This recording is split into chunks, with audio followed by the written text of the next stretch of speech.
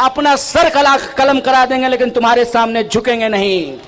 और तुम्हारे नोट में उतना ताकत नहीं है, तुम्हारे पास ऐसा कोई मशीन ही नहीं है कि तुम उससे एक ऐसा नोट बना लो जिससे तुम एक ईमान वाले गरीब के बच्चे को खरीद सको। इस बात को याद रखो। बिकते वो हैं जिनको अमीर होने का लालच होता है, जिनका जमीर होता है उसको कोई खरीद नहीं सकता। इस बात को याद रखना। तो ना डरा सकते हो ना खरीद सकते हो, तो क्या करोगे? फिर क्या करोगे? डरने वाले हैं नहीं, बिकने वाले हैं नहीं, तो फिर क्या करोगे? फकीर साहब दोस्त के साथ झोला लेकर के विदा लोगे। क्यों? क्योंकि तुम्हारा झूठ अब इस देश के आम लोगों को दिखने लगा है, तुम्हारी बेईमानी अब लोगों को नजर आने लगी है, तुम्हारा झूठ इस देश की आम महिलाओं को समझ में आने लगा है। कहते हैं हम महिलाओं को अधिकार दिलाएंगे, तो अपनी पत्नी को दिलवा देते पहले। कहते हैं कि हमने देखा है चूल्हा पर कैसे धुआं से जो है ना आंख से आंसू आता है, तो आप तो बोले हम 40 साल से भीख मांग के खा रहे थे। कहा कि हम गरीबी देखे हैं इसीलिए हमको गरीबों के बारे में पता है। तो क्या अदानी गरीब है? अदानी गरीब है कि गरीबों का बस्ती छीन करके जो है उसको बेच रहे हो? अदानी गरीब है क्या?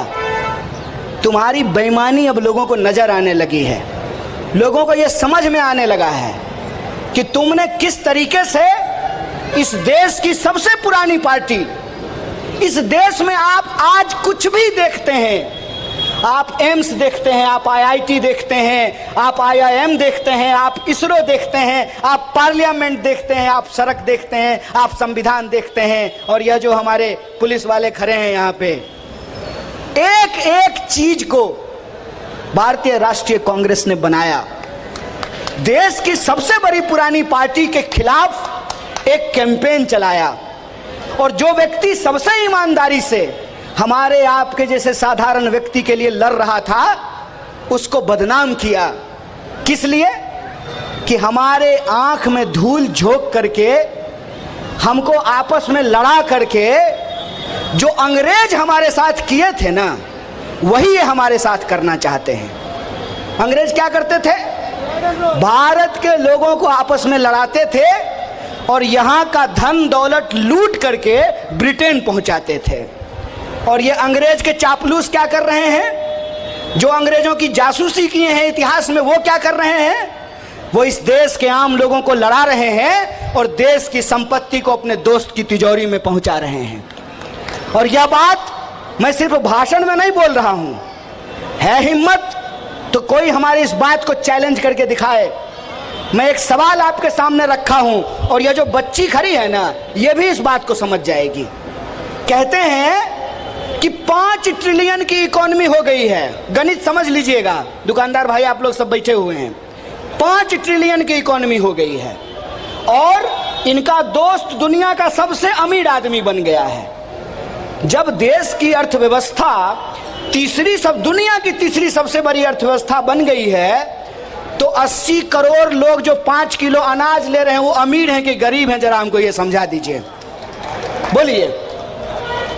तो पैसा जा कहां रहा है?